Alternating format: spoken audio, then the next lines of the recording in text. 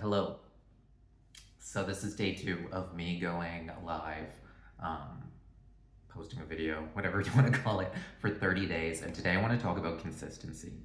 And consistency, you hear people say all the time, like, be consistent, be consistent. And I think it's easy to misinterpret that as like, I'm going to push through and do the thing, and that's how these people have success. And maybe, um, but if you're watching this video and you're in the spiritual space, you're into manifestation, you're into personal development, my take on consistency is it forces you to be honest with yourself. The goal isn't to hate something and push through and push. It's to do the action, to learn the resistance, to see what part of you isn't in alignment with that, so that you can release that, and then you get to a place where you enjoy doing that action. Because most of the time, when people are struggling with consistency, I mean, by definition, really, it's a thing that you know is going to move you in the direction that you want to go. And why would you not want that, right? There's always two parts of us: the part that wants to stay the same and the part that wants to move towards the next version of ourselves.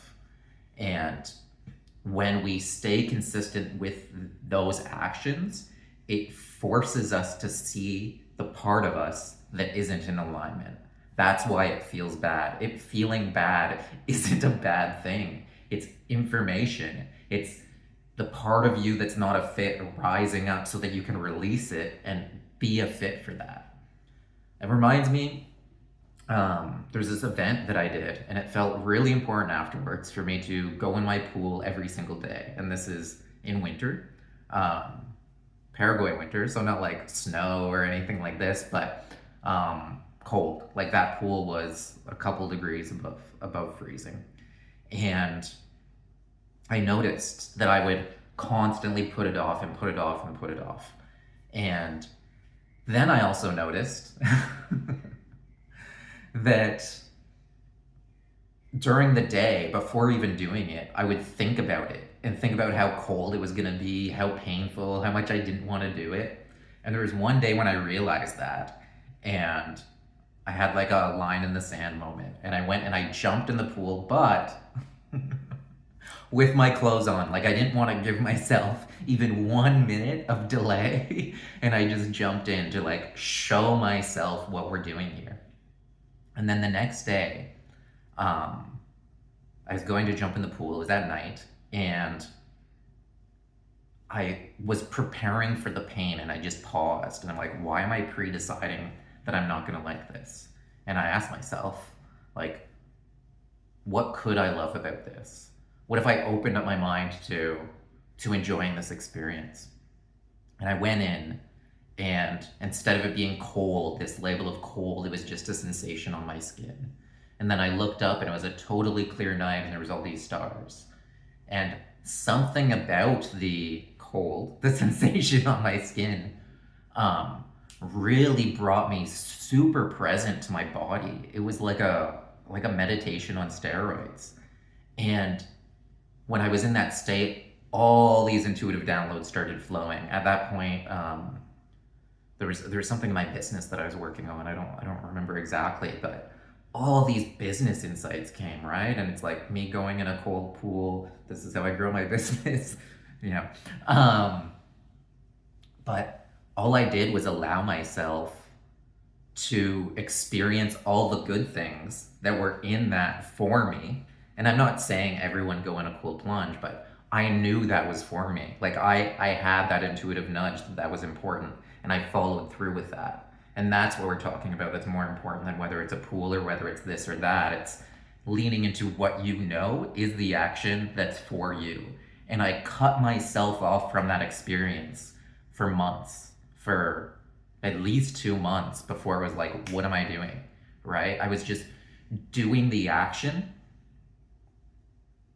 for the sake of doing the action, for the sake of being consistent. And that isn't what moved the energy. That isn't what changed the growth. It wasn't, if I continued to do that action, of going in the cold pool and hating it and being like, this sucks so much, this is painful, then I wouldn't have got to that state of having this big intuitive download and having this insight and and even doing this video and relating to consistency in a whole new way, right? So that's what I'm talking about with consistency. It isn't like, okay, I checked the box, I did the thing. It's bringing all of you into it, learning how to love it, and learning how to shift that from push energy to pull energy. And I see some people in this space like really anti push energy, and it's like it's like being mad at a hammer or being mad at a screwdriver. Like, there's a time for push energy. There's a time where a hammer is a really great tool that a screwdriver won't work. And I found in those moments where I use that push energy to have myself be in the action so I can see the parts of me that don't like it when I know this is an action for me. And if we change this into growing your business, that's putting yourself out there. That's having conversations with people, like, in order to have a successful business, you have to have a message that reaches a lot of people. That's just how it is. And back to the theme of the biggest resistance that I've seen in clients is it's scary to put yourself out there, right? To put your message out there, and everyone has a different flavor of it.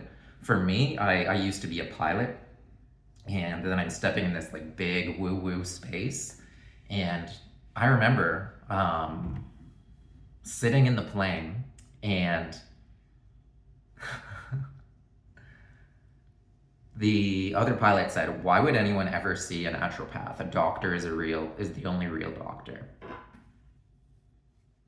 And this is what was playing in my head before I went into doing energy healing, way further down the deep end than naturopath, right? Like, yeah.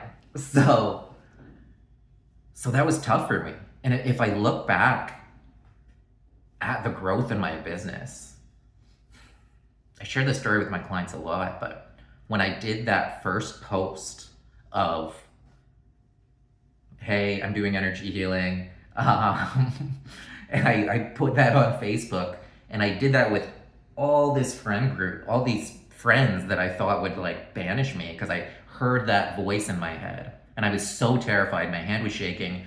I was on a computer at the time. Turned off the computer, went downstairs, put my phone on airplane mode, and turned on Netflix just to like numb myself from the fear of what judgment was coming down on me, right? And this is my flavor of it, but every single client has some flavor of this. Almost every single client, not all, but many, many, many times the client will say, okay, let's do this social media thing. I'm gonna make a new account so that I can separate this, like separate my friends, separate my family. I've never seen that work, because you're separating yourself. When you're in the coaching space, it isn't like some product, like it's you are the product, and it's a part of you. And the better you do at embodying that and showing people who you are, all the people, even the people that you're afraid to share it to, that's standing in that energy really helps your business grow. So what to take away from this? Consistency isn't about just checking the box, checking the box, checking the box. It's doing the action and bringing presence to yourself, to what you're doing in that moment, to what resistance is showing up, and being able to see yourself more honestly. You're using that action as a vehicle for your own growth. You're not just like, oh, I did the dishes, they're done, they're clean now. It's, I'm learning how to do this. I'm learning how to enjoy doing the dishes. It would be the other example of that. And you're not putting yourself in an emotional state to cut yourself off from all the gifts that are in that for you. And I think I want to close on this too. Speaking of emotional states, is so often we can think like that because we're in the emotional state that we're in, that will discount us from being able to do something, to like do an activity, or we'll label that as bad. And like it's okay to be tired at the end of the day. That can be a sign of a really, really great day.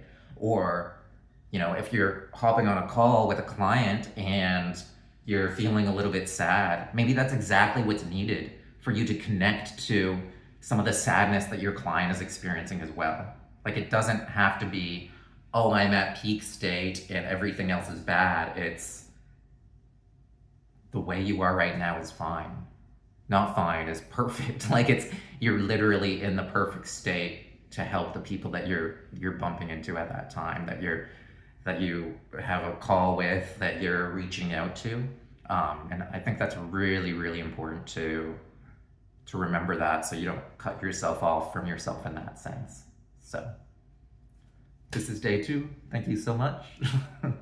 Oh, that's so cool. 1111 on the timer. Anyway, take care.